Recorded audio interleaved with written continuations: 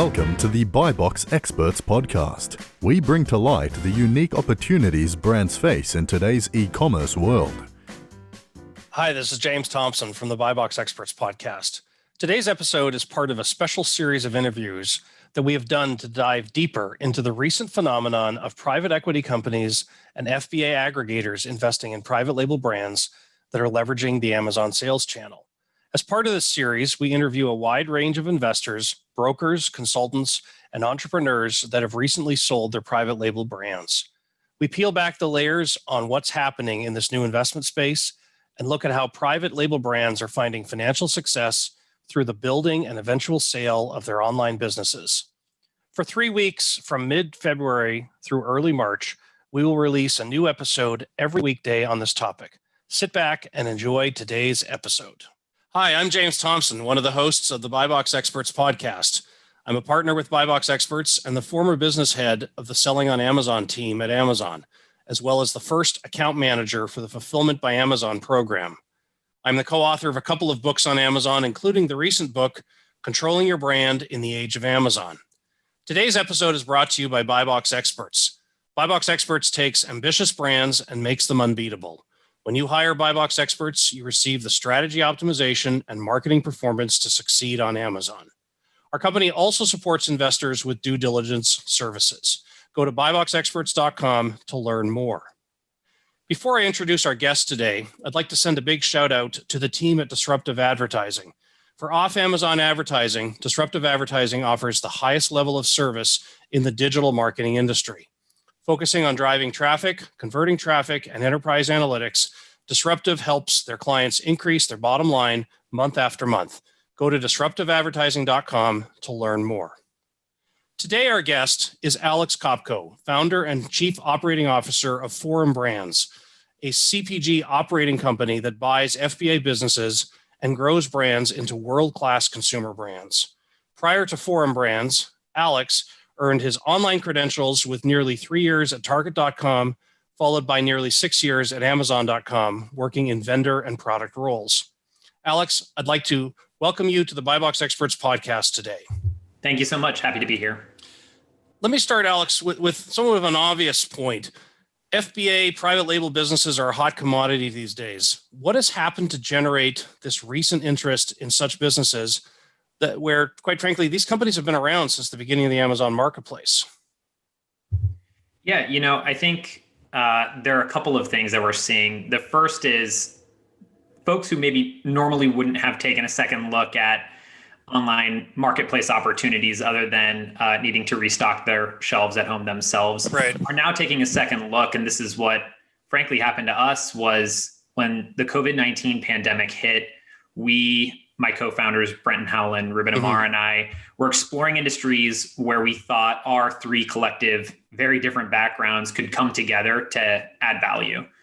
And the e-commerce space was something that was obviously being impacted by COVID, not just from, I can't get toilet paper at my local grocery store anymore, but all the way up through, really thinking about jobs and the way that Amazon themselves as a major employer, as folks were being laid off from restaurants and hotels and, throughout the hospitality and other industries, Amazon was aggressively hiring tens and hundreds of thousands of people.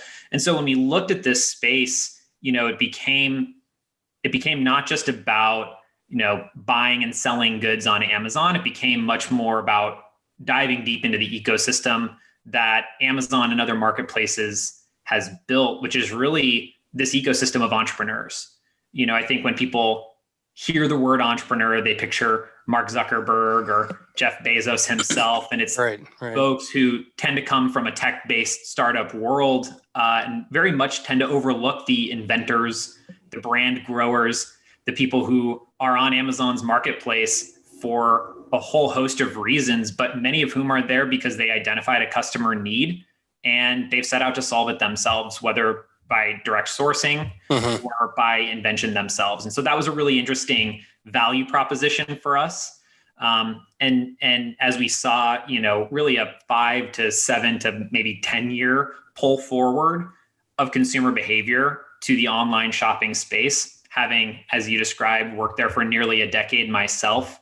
I was really excited to jump back in. I had taken about a year and a half off and missed it every day.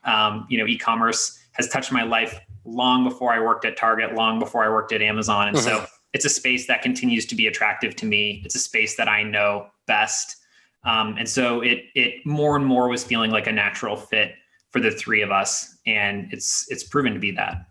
So all this new excitement, all this new investment in the space, what do you think is going to happen over the next 2 years as more and more investors, more and more new money jumps in and looks at these types of private label sellers? Yeah, I think we're going to see really both sides of the marketplaces affected. On the seller side, on the inventor and entrepreneur side, I think that we're going to see a lot of folks already.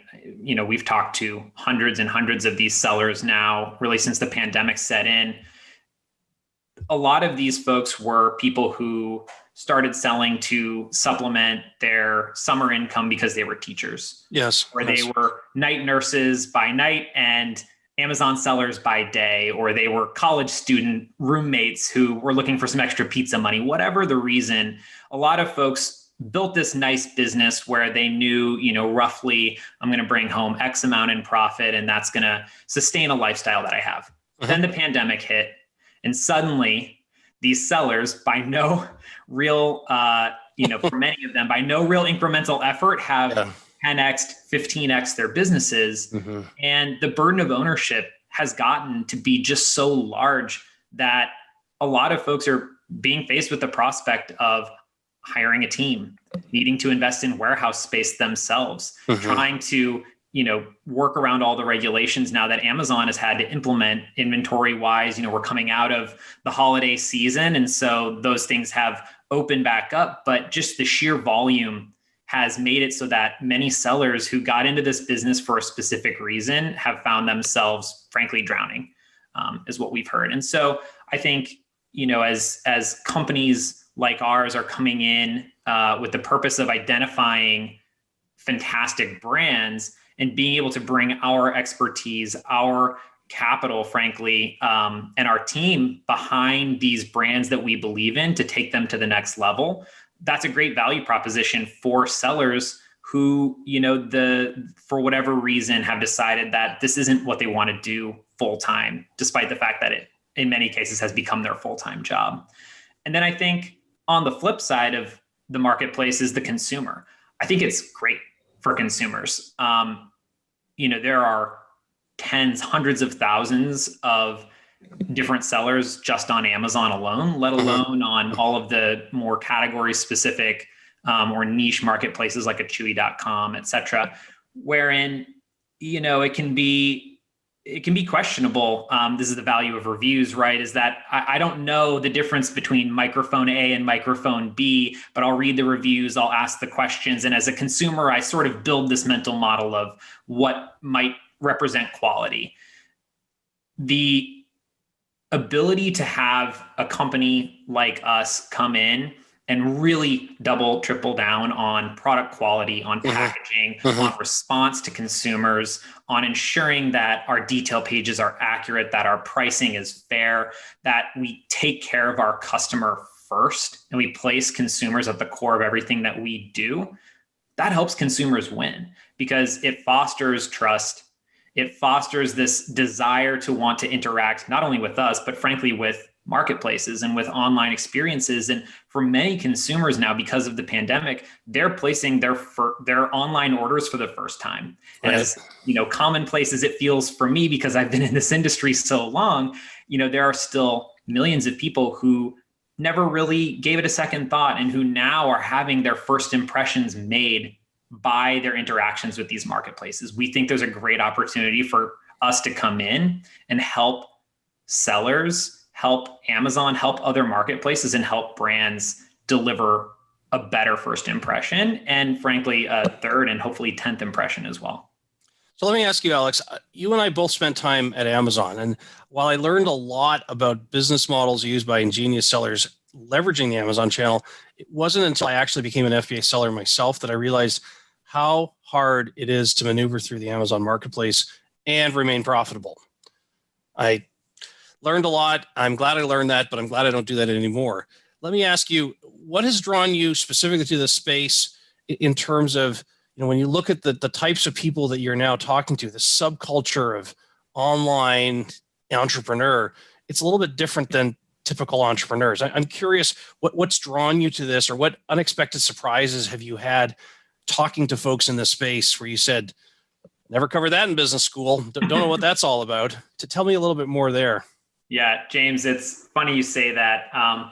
This business is so hard. It really is. And it is, it harkens back to my time at Target as a supply chain analyst. And here I am a decade later, every day, still learning things about sourcing, still learning things about flows of goods and forecasting inventory and demand. And, these are really interesting problems to solve. But what really draws me and what draws Brenton and Ruben and I, the three of us, to this space is the stories. I mentioned that this word entrepreneur carries with it a certain mental picture of who that is. And, we're talking about sellers on Amazon as entrepreneurs themselves, many of whom are more successful than most would-be entrepreneurs here in Silicon Valley because they're able to build sustainable businesses. What we love is the stories. We hear stories every single day from folks who, inherited a warehouse in Texas from their dad. And they said, what should we do with this warehouse? And they Googled what to do with an empty warehouse. And they came across, a blog post about selling on Amazon. And so just by sheer willpower, they had never been in e-commerce before, but they had the space and they said, what could we put in here? Well, we sell tractors. Why don't we put things that help tractors go in our warehouse and sell it on Amazon? And they've built a great business out of that. And so it's this sort of hustle. And you mentioned business school too. There is certainly not the how to sell on Amazon class at business school. And so the vast majority of the folks that we're talking to are people who you would see in line at a Starbucks, who you might, bump into their cart at the grocery store, and you would never know that they're running a $5 million Amazon business because they identified a niche, they have a passion, they've poured their blood, sweat, and tears, and they've told their stories about the brands. This is actually, I'll even extract from Amazon, the direct-to-consumer space is just a fascinating space. The ability for people with great ideas to connect with consumers all over the world in a way that resonates the most with consumers is such an awesome outcome of the internet. As bad as, a rap as social media gets. I can't tell you how many things I'm buying off of Instagram now because their targeting is so good. Because I'm struck in the endless scroll by a product that catches my eye and the story that it tells and the way that I can imagine it fitting into my life. When I walk through a store, the end caps maybe try to give a little bit, but they're really trying to hit that middle of the road approach. I've been there. I worked at Target. Direct to consumer just gives you so much more power to tell the story. And that's what's most compelling to us. And it feels great. It feels great to hear these stories and to see the success that people have had. And in some small way ourselves, not only contribute to their success because we provide the opportunity for them to be rewarded for the work that they've put in and enter the next stage of their life, whatever that may be to them.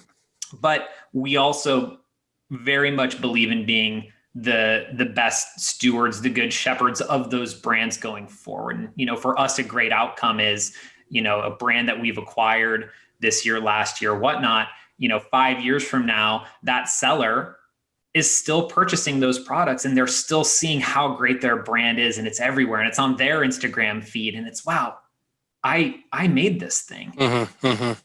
That's awesome. So if I think of the Amazon marketplace, for better or for worse, often defined as a place where consumers go looking for better, cheaper versions of products.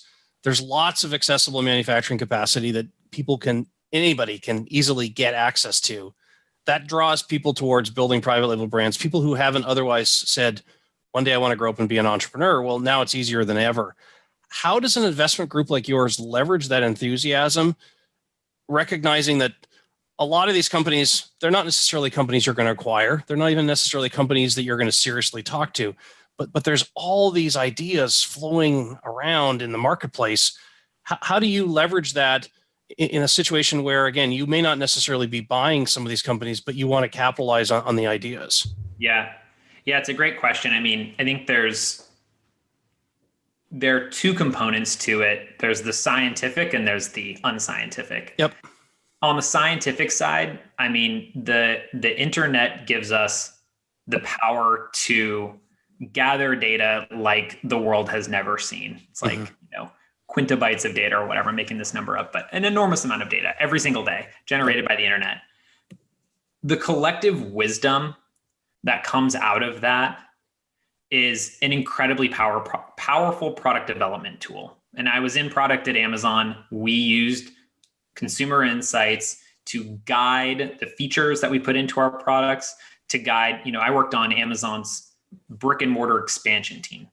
So when you've walked into an Amazon Books or an Amazon 4-star store, or the pop-ups we've had, or Whole Foods, my job was to think about customer interactions within a physical space that was still representative of Amazon, but that was surprising. And so the power that comes from being able to deeply understand consumer preferences, gives us, I think, the ability, therefore, to tailor our products and improve our quality of our products to meet customers' exact needs, stated or otherwise. The unscientific and sort of more fun aspect of it is the community. And it's, we're members of dozens of Facebook groups and Reddit groups, and through our network of advertising partners, through our network of brands that we've looked at, through our investor network, and through, frankly, my network and the networks of my employees, many of whom have people who, again, you would not expect that they were, multi 6-7 figure Amazon sellers, but there they are. Right. It's so much too about, you're right. We probably aren't going to invest in, a shoe apparel company tomorrow that's doing $25 million a year. But we want to have the conversation with that person because that shoe apparel company used to be $0. And they had to think about, again, how do I operate a direct to consumer brand? How do I stand out? How do I use customer insights? How do I leverage my own network? And the stories that we hear, there are common threads that you can pull out. There are common understandings, that apply regardless of whether you're selling a shoe or a paper towel. But there are also a lot of product specific nuances that can be harnessed and can be tested and can be learned in a digital space where you don't have to worry about, switching out an end cap or your 4-foot run at Target or Walmart. You have kind of an unlimited sort of shelf space to play with, store to play with, ways to get in front of consumers. And so that's been a really powerful and interesting space, is just having the conversations and building up the networks. So Alex, a lot of investors and aggregators have relied heavily on brokers as the primary source for their deals. What do you think of that approach, and how do you supplement that approach with, you talked about your network, but how do you see companies being more proactive and going and looking for companies that may not yet be for sale? Yeah, that's a great question. So to address the first point about brokers, we have a great network of broker partners. We are in touch with many of them daily, if not weekly. They provide such a necessary service because you're right, there are hundreds of thousands of sellers out there.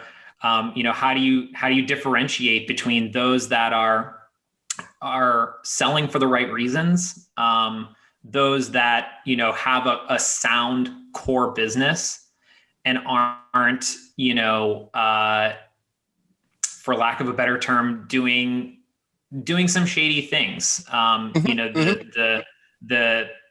The internet is great. But there are also some elements that could be improved, and so the brokers provide a necessary gating function wherein they're actually looking into, many of them have their 100+ point checklists of questions that they're fully vetting sellers through, and they're identifying the most qualified. And so that saves a ton of time for us, but it also makes the conversations that we have with those sellers more fruitful because we have sort of gotten the fact finding, out of the way, and we get to really dig deep on the core of the business. Why did you start this? Why are you wanting to exit now? Why is this the right time? What would it take? One of the questions we love to ask our sellers is, what would it take for you not to sell? What would it take for you to continue to operate this for 5 years? And there is not a single common answer. I don't even think we've heard the same answer repeated once when we've asked that question, because there are so many different motivations, but all of this comes through the sort of broker lens and the broker funnel. And that's really powerful for us. I think sorry, go ahead. No, please, Alex, please. I was going to say the second part of your question, I think, was, but how do you sort of expand and become more proactive in the reach outs? Did I understand? Well, yeah, because what I'm seeing is a deal will hit a broker and literally 10 companies will all be sifting through the same deal. And so it becomes a mad rush to figure out where are the deals that are worth doing, and everybody's looking at the same deals. Well, that's fine for the seller, but for the buyers, at some point, there's too many people in the room. Yeah. It's, it's a great question. I think it's one that all of us are thinking about continually. There are a variety of ways that we are employing to identify brands that span. I mean, it basically boils down to, at its core, it boils down to the product. For us, it is using our sort of internal processes, our, proprietary tools, our data to identify products that we believe in, that we believe could be, we're not here to try to be, the next unicorn. We're here to try to build multiple brands into unicorns themselves. Yes. So our belief is that we can take this brand that we're going to go purchase and we can expand the product line. We can make it, synonymous with that category. And in and of itself, that brand can stand up on its own.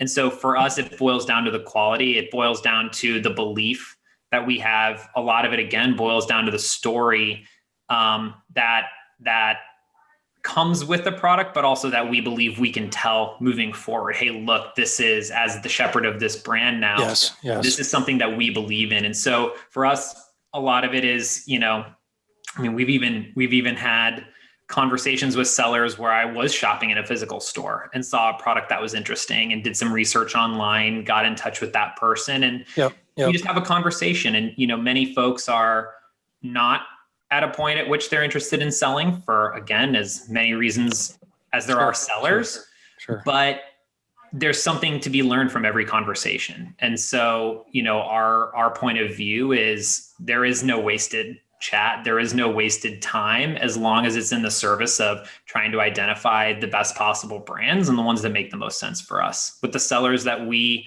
trust the most and who hopefully, we believe will trust us.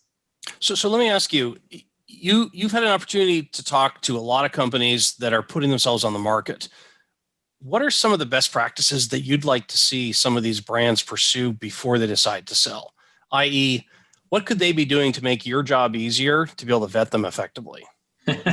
Also a great question. And, one of the things that Brenton Rubin and I talked about, and Brenton and Rubin's backgrounds come from a lot of investing. They've collectively executed over 30 M&A deals.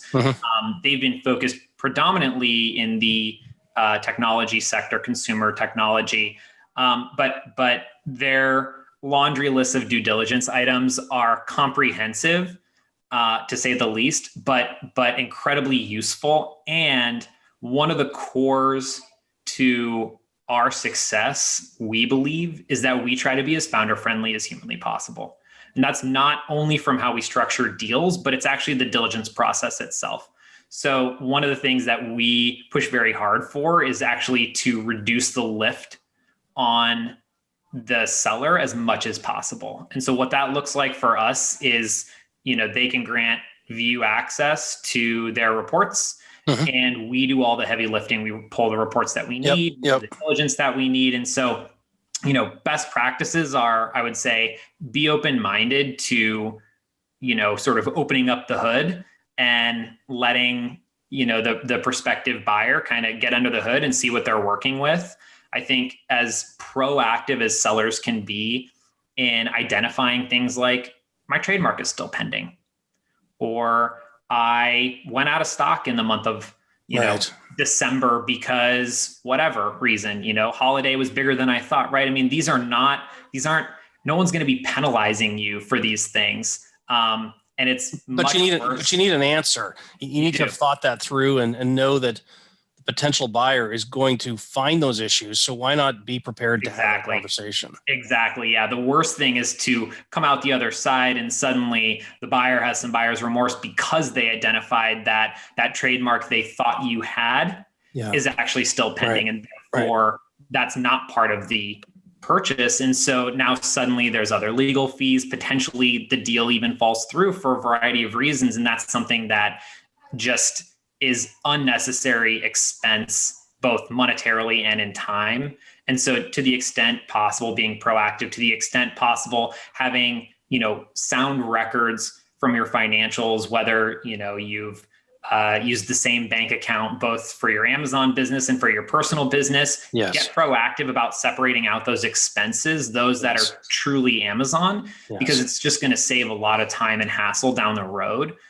Better yet, open another bank account for your Amazon account and, funnel the Amazon dollars through that and run your Amazon business through a business account. Those are the types of things that, to the extent possible, packaging up the business for sale is a great thing because it saves the time. This is also where I think brokers are super helpful, is because they can actually start to get that process underway. Right.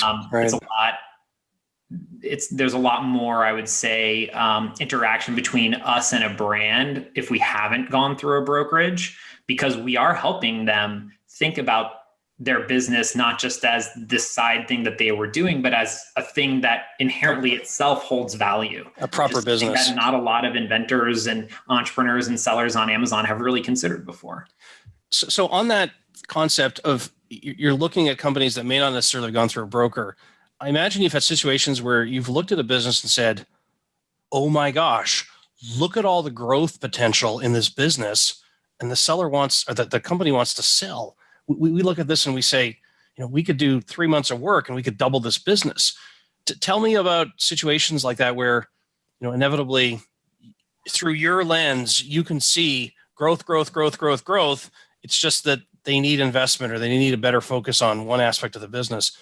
How do you, it's exciting to look at businesses like that, but how do you think of situations where, there's clearly a lot of growth through your eyes, but the seller is not viewing that as growth? Yeah.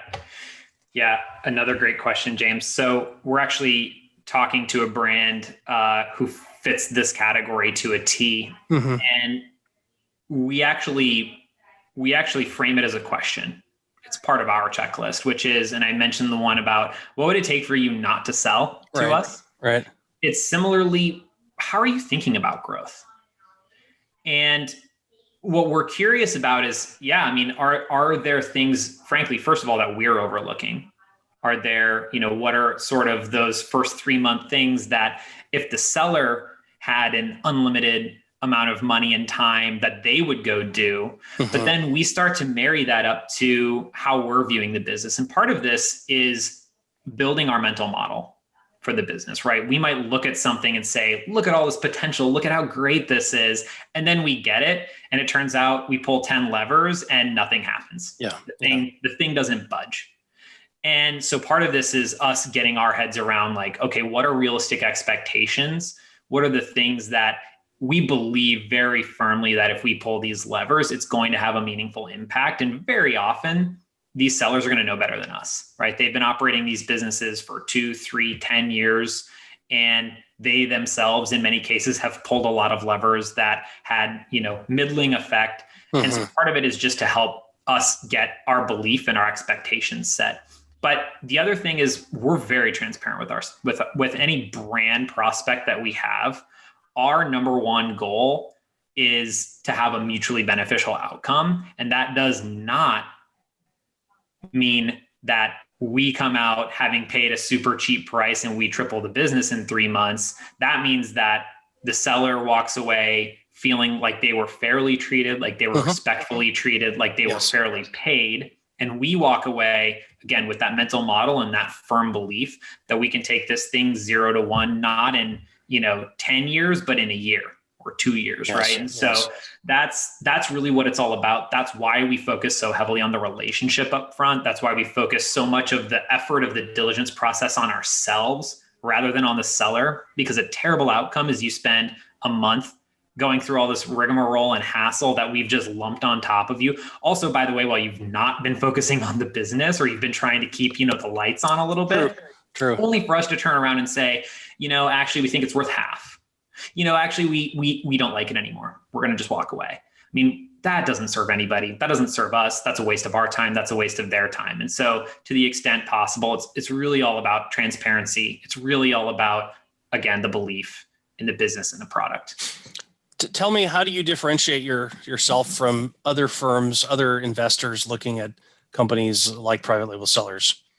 Here's the pitch. I mean, what does Forum Brands look like compared to everybody else?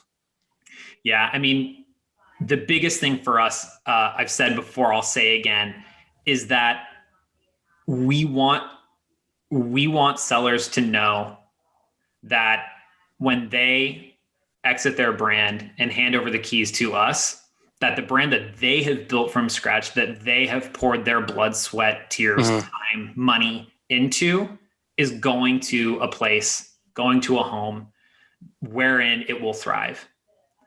And so, we are sort of this, we view ourselves as the next logical step for, many times brands kind of take on a life of their own and they become greater than the sum of all of the, parts and thoughts and people that go into it.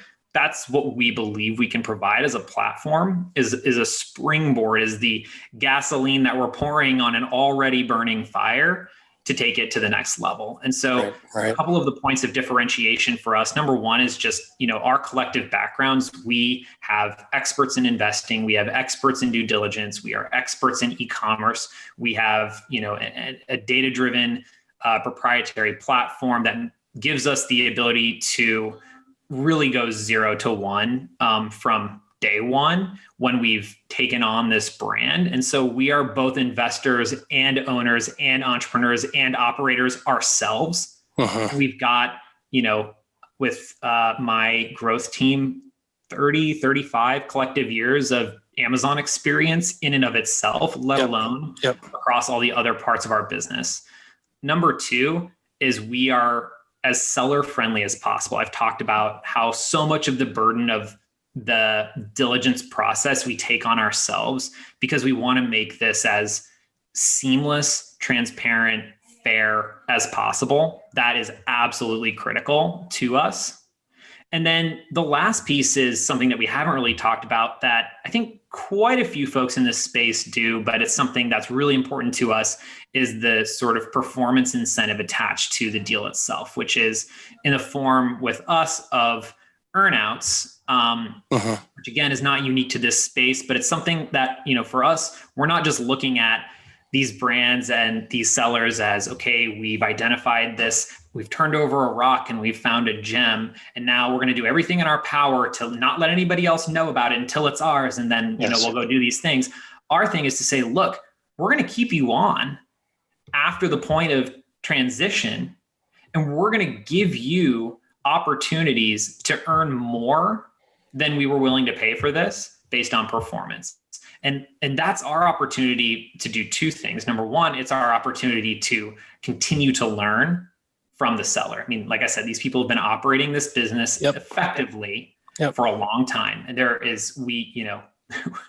we are humble enough to know that we do not have all the answers. There are so many things that we're learning. We said earlier on that this business is hard. It's really hard to do these things. And so there's a lot for us to learn. But secondarily, again, we want to make sure that the seller walks away feeling fairly treated, that they're excited about where this is going, about the benefits to them, as well as the benefits to their customers, right? Many sellers have formulated great, deep bonds with their core customers. And that's something that, and their suppliers, quite frankly, too. We've seen a ton on the supply chain side of these really powerful partnerships.